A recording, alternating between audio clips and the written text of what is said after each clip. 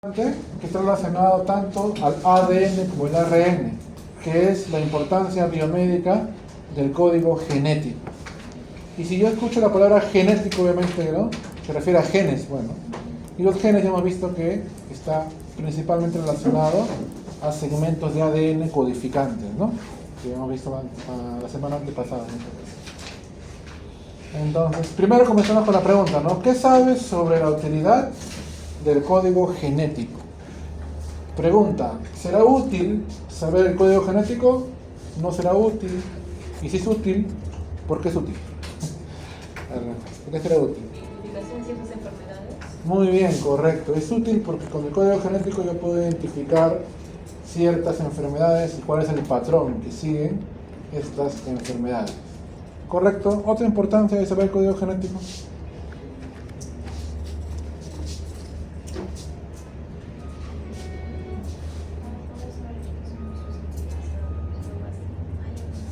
Para saber quiénes son los antepasados, bueno, hay una técnica que se llama ADN recombinante, donde se puede utilizar el código genético para eso también, pero más vinculado a otras técnicas, ¿no?, que están relacionados a los marcadores de ADN, sobre todo iniciales. Otra función del código genético, utilidad mejor dicho, ¿para qué será útil? Prueba de ADN tiene que ver con el ADN, normalmente dicho. El prueba de ADN también es una prueba de ADN recombinante también. Pero el código genético en sí, ¿para qué nos sirve? El código genético, ¿qué vemos primeramente? El código genético, ¿qué vemos? En el código genético, ¿qué se ve? Las bases nitrogenadas, correcto.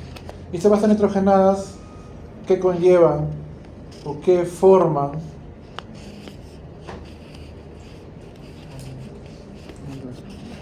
¿Qué forma esa base nitrogenada? Las proteínas. El codón, ¿qué forma? ¿Qué era un codón, se acuerdan? ¿Qué era un codón? Triplete, ¿ya? ¿Y el triplete para qué sirve? Síntesis de proteínas. Entonces, aquí también se ven codones, tripletes, que nos van a poder dar el dato de qué triplete forma determinado tipo de aminoácido o proteína. Entonces, esa información también, que nos brinda esa información código genético. Justamente acá está, miren. El código genético, como mencioné, es un conjunto de instrucciones presentes en los genes de los seres vivos, como los humanos, y esto determina las características y funciones de cada organismo, en este caso, ¿no? Acá miren, se encuentra el código genético. Y como pueden ver, existen combinaciones de bases nitrogenadas en forma de tripletes, que son los codones, que van a determinar ciertas formaciones de aminoácidos. Si ustedes recuerdan, de repente en clase de biología, el profesor habrá dicho que el código genético es degenerado. ¿Por qué se dice que el código genético es degenerado? ¿Alguien recuerda? Degenerado. Porque se puede mezclar con cualquiera. Viendo este código genético, ¿cuál? ¿Todos se metían con todos? Bueno. Como una mezcla.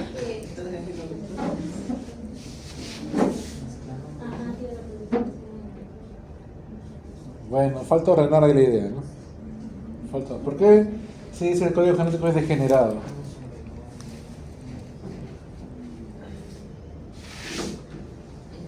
¿Por qué? Porque para un aminoácido hay más de un triplete de codones. Para cada aminoácido hay más de un triplete de codones, a excepción de uno, que solo tiene un triplete específico para ese aminoácido. La A ver, metionina. miren, ¿cuál es? Metionina está el codón. Metionina, Ajá. correcto, uno de ellos es la metionina. Y el otro, que solo tiene uno nada más, triptófano, ¿no? Triptófano, correcto, triptófano. Después todos tienen dos o más tripletes que pueden dar origen al aminoácido, ¿no? Al aminoácido. Por ejemplo, fenilalanina puede ser por UUC. Leucina puede ser por UA, UG. Y así, miren, la serina, mira, por 4. Prolina por 4. 4, 4. La gran mayoría tiene 4 o 3, ¿no? Una minoría tiene 2, ¿no? Que dan origen a este aminoácido. Ahora, en este código genético, ¿cuál es el codón inicial de la síntesis de proteína? Ahí está, estar codón, ¿no? Codón de inicio. Es el AUG. Siempre la síntesis de proteínas se inicia con este codón de inicio. ¿Qué va a dar origen a quién? A la metionina. Eso significa que el primer aminoácido que se forma en la síntesis de proteínas es la metionina. El primero.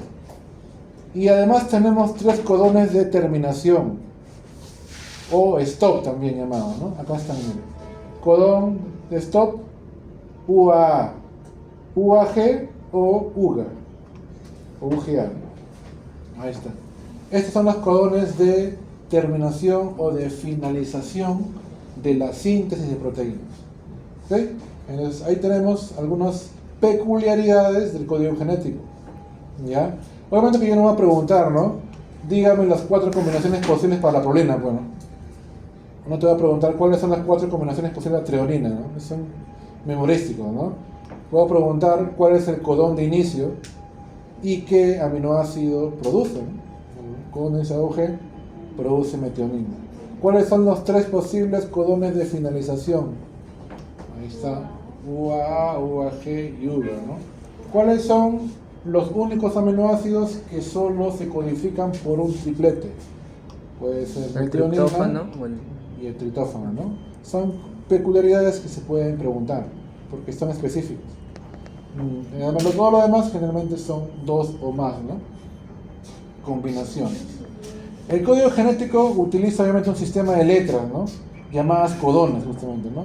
Corresponden a combinaciones específicas de 3 nucleótidos y cada codón indica la incorporación de un aminoácido particular en la síntesis proteína. Debido a esta diversidad de combinaciones que pueden haber, se dice que el código genético es fundamental para la herencia de características y sobre todo también para la llamada diversidad biológica. Ahora, estos codones deben mantener una secuencia específica para poder producir una serie de aminoácidos que van a conllevar a la producción de proteínas. Basta que una de estas secuencias se altere y ya se llama una mutación, un cambio en la secuencia del orden natural o normal de una proteína. Y ese cambio, llamado mutación, puede conllevar a generalmente enfermedades o también puede llevar a cambios evolutivos que conllevan a el desarrollo de alguna ventaja comparativa. Pero la gran mayoría de veces estas mutaciones desencadenan enfermedades que lamentablemente muchas veces son tan dañinas que pueden ser, por ejemplo, cánceres que pueden llevar a la muerte, o inclusive también pueden conllevar a abortos espontáneos cuando esa mutación es muy dañina para el desarrollo del feto. Entonces, esas mutaciones vamos a ver el día de hoy cómo ocurren y qué características tienen cada una de ellas, ¿no? Según su clasificación. Entonces, las mutaciones genéticas, es decir, mutaciones de genes, pueden ser muchas de ellas inducidas. ¿Qué significa inducida? Que es producida por un agente externo, algo que no es natural, que está en el exterior. Y este agente externo llamado comúnmente como mutágeno.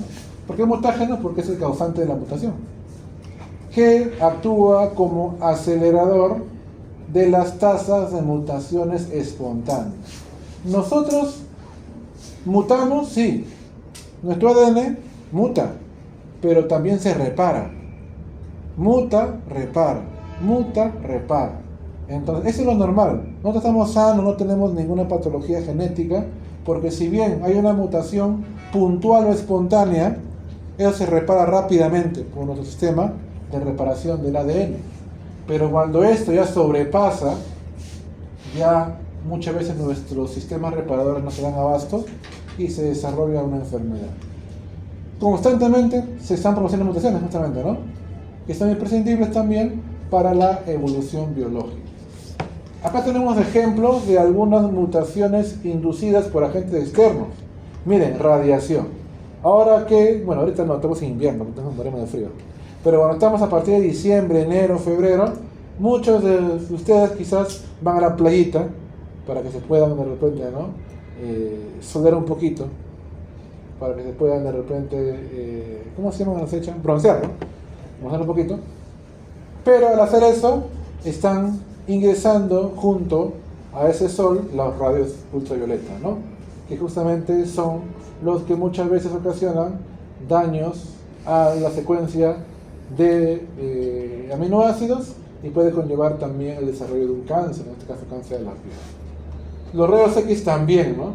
Que utilizan muchas veces los médicos, los tecnólogos médicos, los dentistas, ¿no? Y además también se utilizan para monitorear la seguridad en aeropuertos. También es mutagénico. También es mutagénico, por eso que se tiene que mantener a exposición controlada, pues no muy frecuente. Químicos, tenemos el humo de cigarro, que ustedes conocen que es dañino y contiene docenas de químicos mutagénicos, ¿verdad? Y además también el peróxido de bencilo, que utilizan muchas veces como producto para el acné, también ha demostrado que cuando ingresa al cuerpo puede ser también mutagénico. Es por eso que se usa principalmente tópico nada más, ¿no? Y además también algunos conservantes como los nitratos también pueden ser mutagénicos. ¿Han escuchado ustedes los nitritos alguna vez? Sí, nitrosaminas. Nitrosaminas, ¿no? Que son nitrosaminas, justamente también son cancerígenos, se utilizan mucho para conservación de embutidos y también para colorear, ¿no? También de color rojo, ¿no? Estos embutidos. Agentes infecciosos también. Hay, por ejemplo, virus como el virus del papiloma humano, que también ya se ha reconocido que es cancerígeno, ¿no? Mutagénico, sobre todo en señoritas, ¿no? Que da cáncer del útero. Y además también bacterias como el Helicobacter pylori también está relacionado al desarrollo de estas patologías como el cáncer gástrico. Y también hay estudios que todavía no están, se podría decir, ya terminados o culminados. Algunos estudios mencionan que el virus del COVID también dicen que podría también ser mutagénico. Todavía está en estudio, vamos a ver cómo culminan estos estudios. Entonces, hay varios tipos de mutaciones genéticas. Según el criterio morfológico, que es según la modificación de la forma de estas bases nitrogenadas, puede conllevar a llamadas mutaciones puntuales. ¿Cuál es una mutación puntual? Cuando la mutación afecta a una sola base nada más. Y son conocidas como SNP en inglés, ¿no? No producen ninguna enfermedad generalmente, porque estos generalmente permanecen asintomáticos. Porque es solo una base nada más, ¿no? Y esa base que se ha alterado muchas veces se puede reparar. Solo pueden manifestarse por inducción de agentes externos o medioambientales, ¿no? Es decir, tú puedes tener la mutación puntual, pero si no estás expuesto a agentes externos o medioambientales, se mantiene asintomático. Otra mutación morfológica es la sustitución de una base.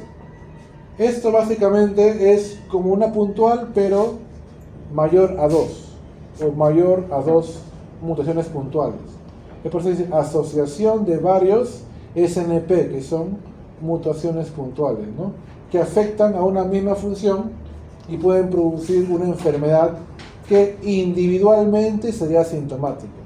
Es decir, si fuera una puntual única, sería asintomática, pero como son varios asociados, más de 2, es por ello que ya ello puede conllevar a la manifestación de una enfermedad. Por ejemplo, acá tenemos, normalmente está la secuencia normal de una proteína, pero ¿qué pasa si esa adenina es reemplazado por una timina.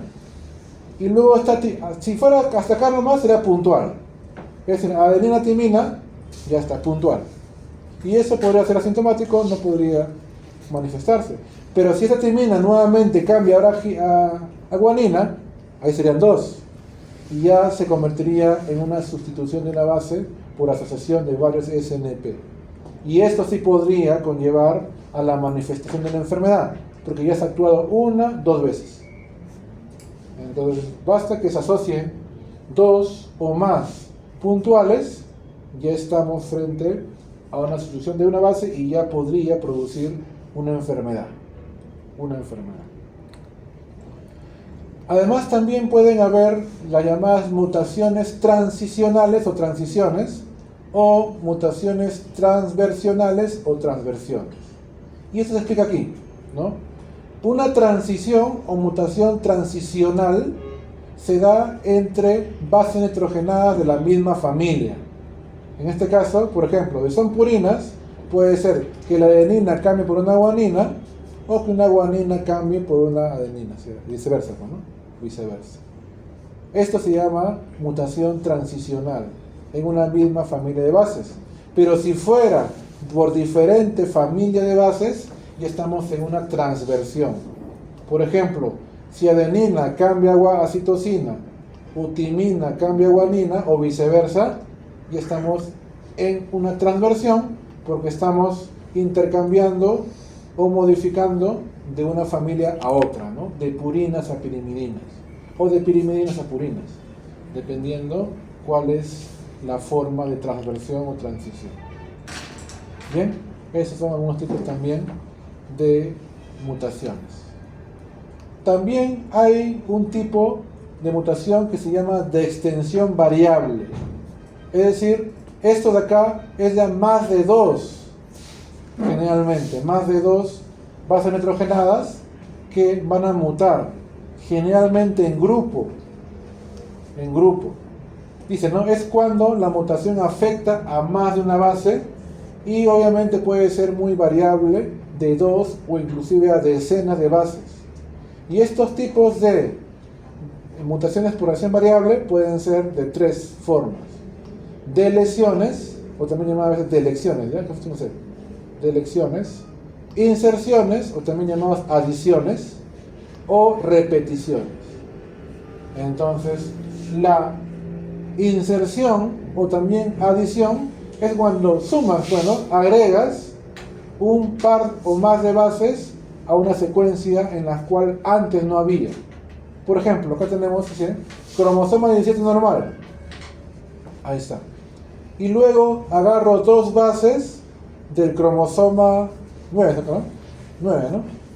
9, sí, sí, 9 normal. 9 normal. Entonces agarro dos bases nitrogenadas del 9 y se adiciona a el cromosoma 17. Ahí está. Ahí estamos frente a una mutación por adición o también llamado inserción. Adición o inserción. Ahora, si yo le quito a un cromosoma dos o más bases, estoy frente a una delección. Le estoy quitando. Por ejemplo, acá tenemos el cromosoma 5 normal y este está completo. Y luego miren cómo la parte superior ha sido delectada, ¿no? Ha sido quitada. Y acá tenemos delección del brazo 5P en este caso, ¿no? El cromosoma 5. Ahí está. Esa es delección. Le quitas una parte de las bases nitrogenadas de este cromosoma. Y bueno, acá inversión es cuando inviertes, bueno, es decir, ¿no? Cambias la posición e inviertes la normal secuencia, ¿no? Acá miren cómo este base estaba en la parte superior, ahora está en la parte inferior. Como esta base estaba en la parte superior, ahora está en la inferior. Una inversión, ¿no? Una inversión. Acá también hay inversión, ¿no? También hay inversión. Entonces, es fácil, ¿no? Poder evidenciar, ¿no? De repente puede venir un gráfico, ¿no? Un gráfico y te dicen, ¿no? En este gráfico, ¿qué tipo de mutación se percibe, ¿no? usted detecta. Si ven que está alterándose así, inversión. Si ven que se ha agregado, adición o inserción. Si ven que se ha perdido una parte, es delección. Entonces, no hay mucho complicación para poder detectar ello. También pueden haber otros criterios para poder clasificar las mutaciones genéticas, según su criterio funcional. Aquí era en número, ¿ya? El morfológico generalmente se ve el número. Un base nitrogenada, más de 2, ¿no? Acá lo que importa es el número de bases que se están modificando o están cambiando. En cambio, en este criterio funcional importa si es que desarrolla o no una alteración. Si basta que sea 1, 2 o 3, no te importa el número, pero si altera una función, ya estamos frente a una mutación de criterio funcional. Es decir, me interesa si cambia la función o produce un proceso patológico. Esos son los criterios funcionales de estas mutaciones. Pueden ser, por ejemplo, mutaciones silenciosas. ¿Qué significa una mutación silenciosa? ¿Qué es silencioso? Claro, algo que no se va a poder evidenciar, pues, ¿no? Algo que no genera algo que se pueda evidenciar, ¿no? Una silenciosa no tiene ninguna repercusión en el fenotipo. ¿Se acuerdan qué es fenotipo? ¿Qué es fenotipo?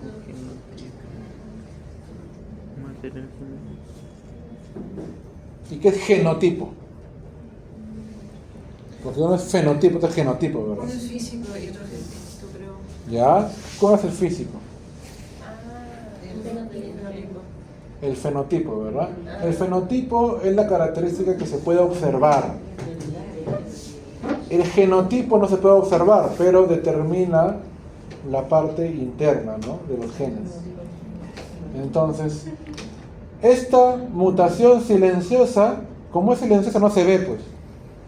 Y no hay una repercusión en el fenotipo. Pero sí en el genotipo. En el genotipo sí se altera. Pero eso no se expresa, no se puede ver. Por eso es silencioso. ¿Ya? Son mutaciones que aún afectando a nucleótidos de un exón. ¿Qué exón?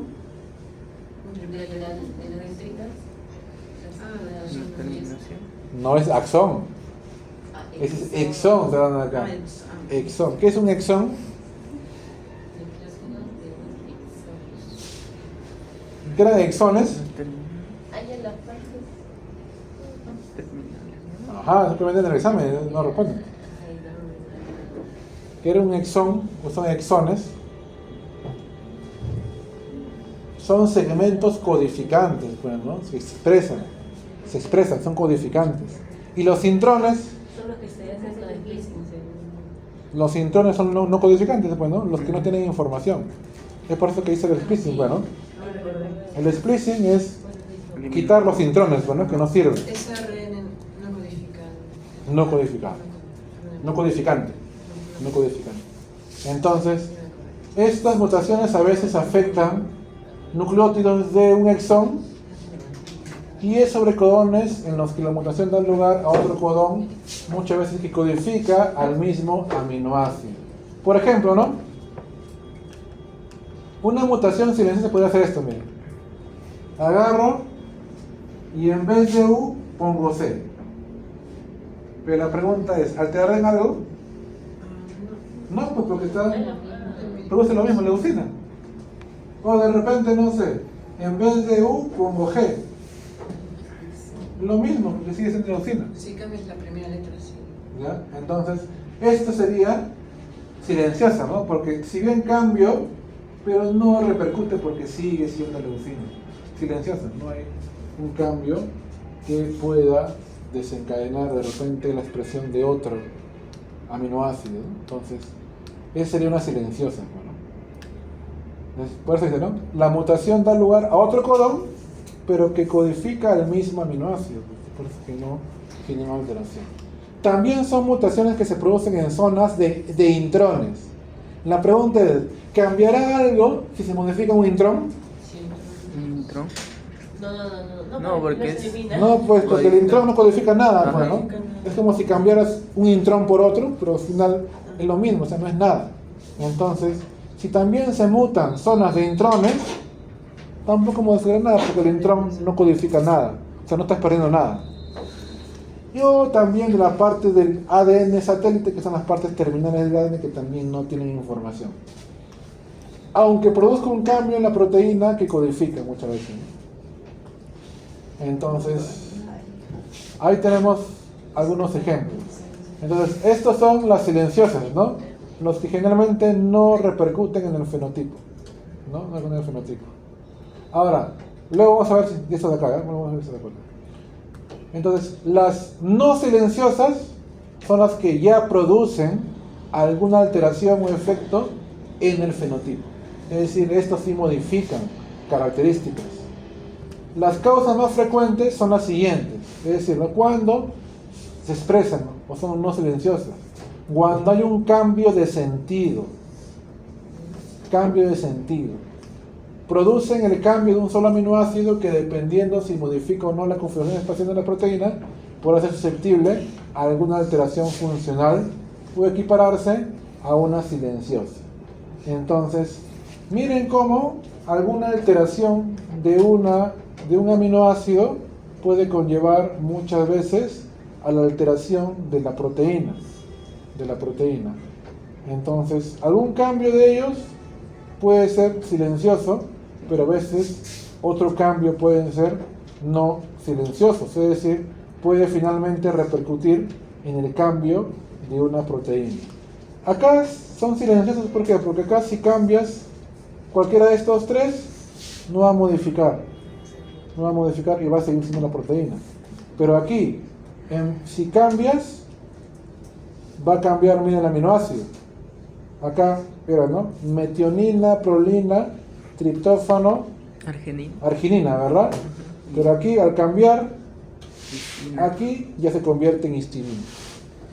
Basta que haya modificación de un aminoácido, ya estamos frente a generalmente una mutación de cambio de sentido, porque se está repercutiendo en la modificación de esta proteína al cambiar un aminoácido. Ahora, este de cambio de sentido puede ser sin sentido, ya sin sentido. ¿Cuándo se dice que es sin sentido? Cuando finalmente la proteína no se forma completamente, es decir, la proteína ya no se forma y esa formación o no formación de la proteína generalmente puede producir una enfermedad importante. Estas mutaciones sin sentido generalmente producen enfermedad porque la proteína no se forma. Y al carecer de la proteína, esta persona no va a poder cumplir sus funciones normales en su organismo. Por ejemplo, ¿qué pasaría si esta secuencia fuera la secuencia del colágeno? Y hay una mutación en las cuales produce el stop o el paro de la síntesis normal de aminoácidos. ¿Qué pasaría si en tu cuerpo ya no produce colágeno? ¿Qué puede pasar en ti? Las uñas. Muy bien, pérdida de dureza en las uñas. ¿Qué más puede producir si tu cuerpo ya no produce colágeno? El hueso. ¿Elasticidad de la piel? Elasticidad de la piel no, está más vinculado a lo que es elastino. ¿Qué pasa si tu cuerpo no produce colágeno? Los huesos. Más que huesos, los tendones, ¿no? Los tendones. Ya no ¿Ya? habría movilidad. Correcto, muy bien. Hay una enfermedad también que se produce cuando no tienes demasiado colágeno en tu organismo, que está relacionada a la vitamina C.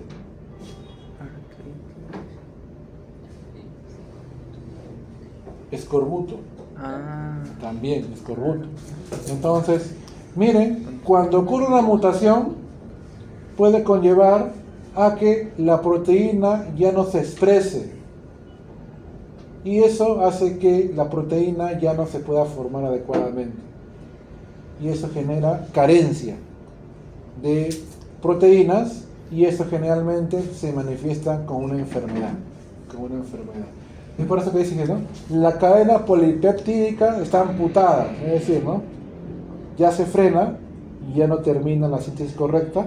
En otras palabras, la proteína ya no tiene sentido, es decir, no forma una proteína expresable, es sin sentido.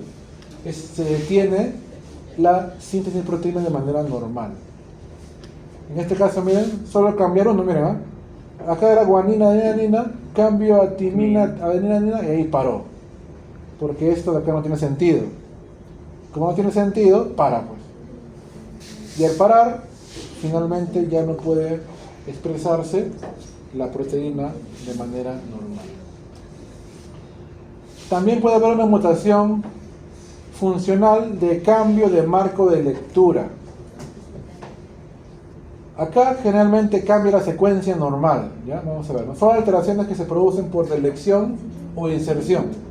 Se produce, por lo tanto, un cambio en el marco de la lectura de los tripletes al intercalarse o suprimirse una base en la secuencia de ADN.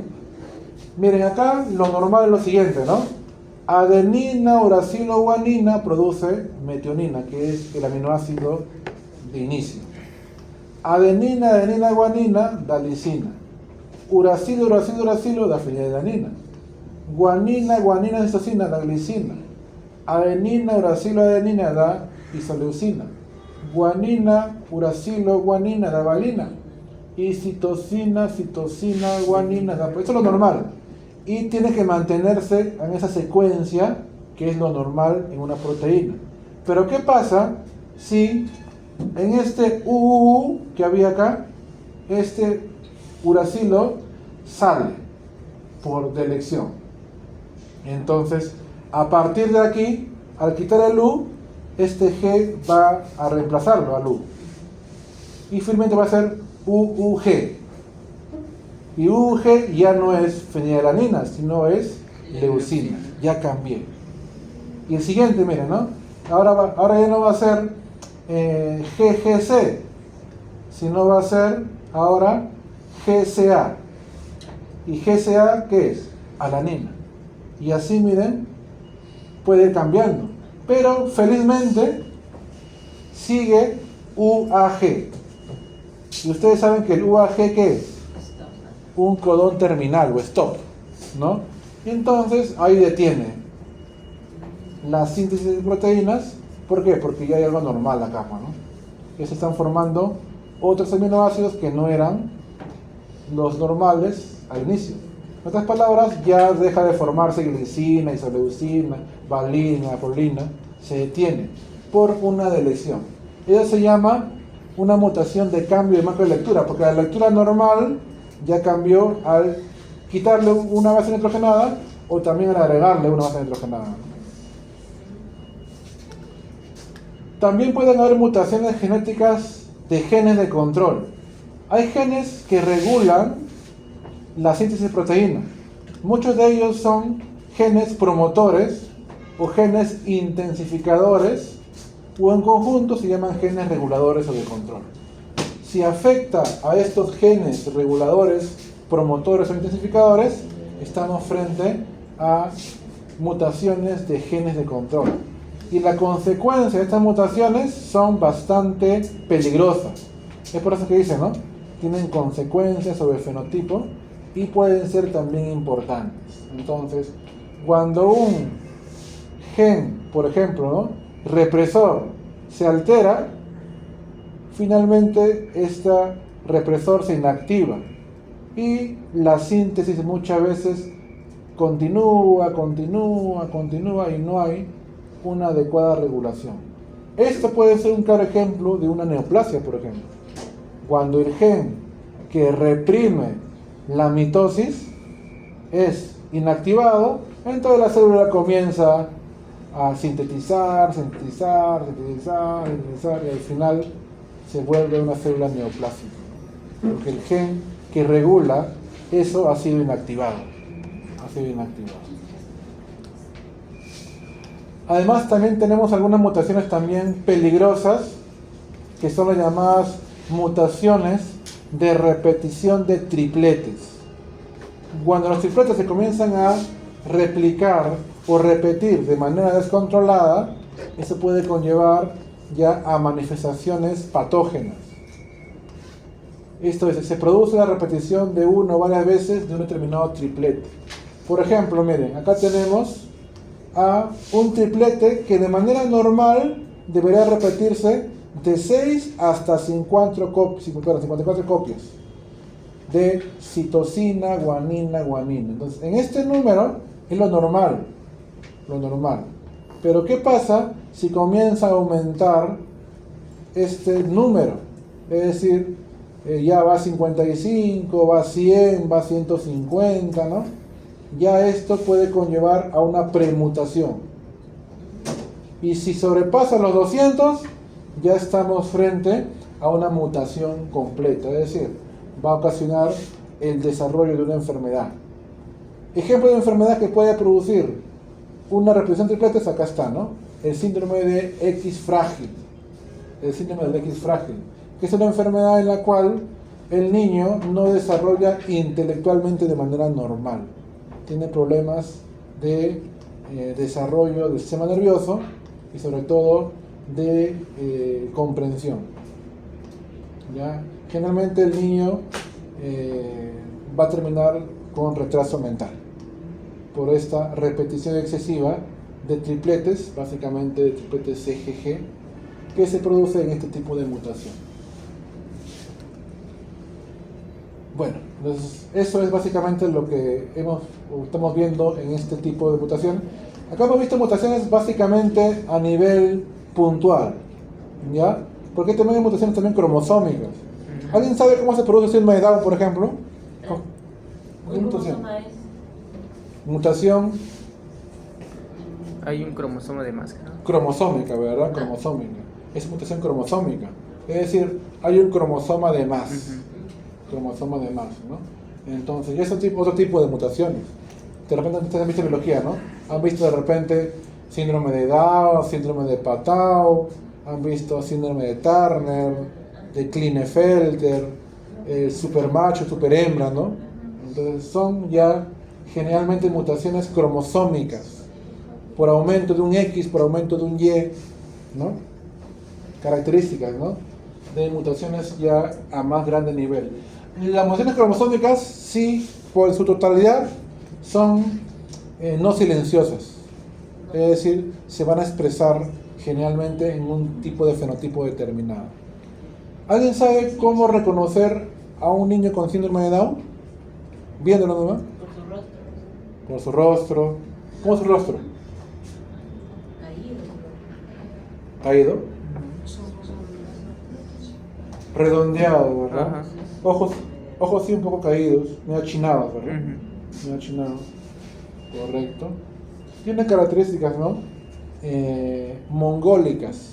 Pero no con el término que ustedes a veces lo manejan, ¿no? Porque nosotros acá en los colegios, ¿no? Ah, mongol, decimos, ¿no? Ah, mongol. Mongol acá sinónimo de tonto, pues, ¿no? Pero el término mongol significa de asiático, mongolés, de Mongolia, de un país, ¿no? Y su fenotipo de un mongol es parecido a un síndrome de Down. Parecido el fenotipo. Es por eso que basarse en el término mongol. No porque sea tonto, solo que acá en el Perú el que menos asocia la palabra mongol a tonto, pues, ¿no? Pero bueno, tiene que ver con la de Mongolia, el fenotipo mongolés. ¿Ya? ¿Alguien sabe cómo podría reconocer a una persona con síndrome de Turner? Se evidencia rápidamente, se puede saber. Primeramente, el síndrome de Turner, ¿quién afecta? ¿Varón o mujer? Mujeres. Le falta el cromosoma X. Tiene 45, nada más, no tiene 46. 45X0. Y generalmente, ¿cómo son esas personas? Bajitas.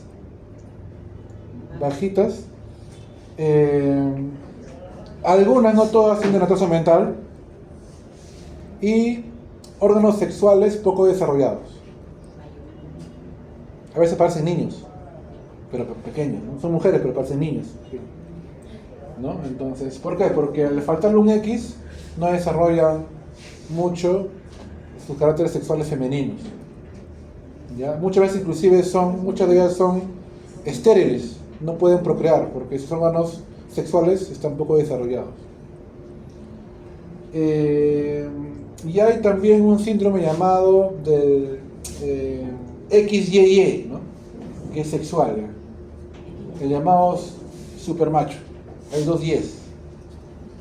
Y esas personas, características que tienen, son altos, generalmente llegan a 1,90 hasta más, acné bastante prominente, y según estudios tienen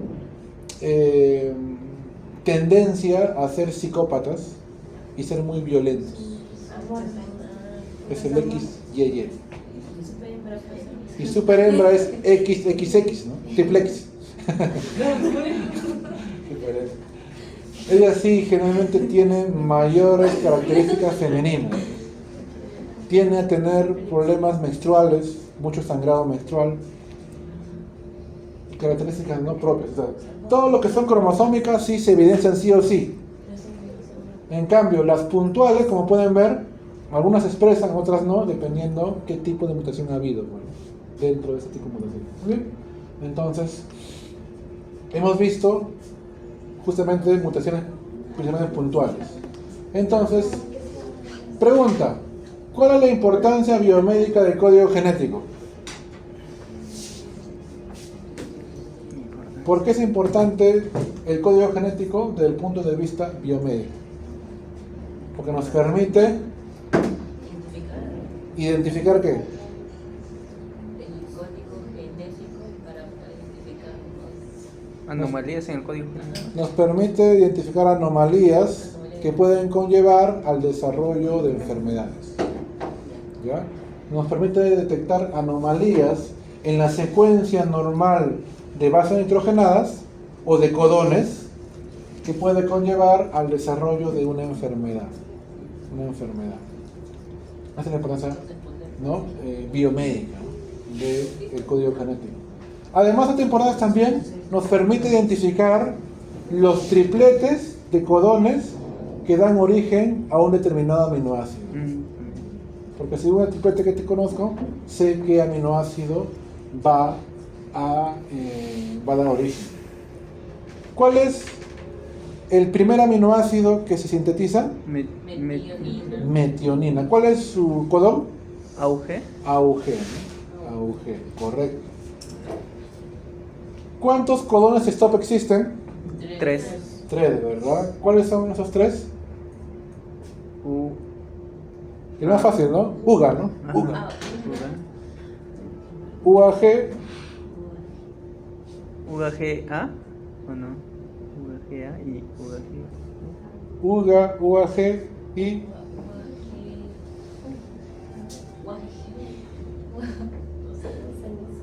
AUG, ¿no?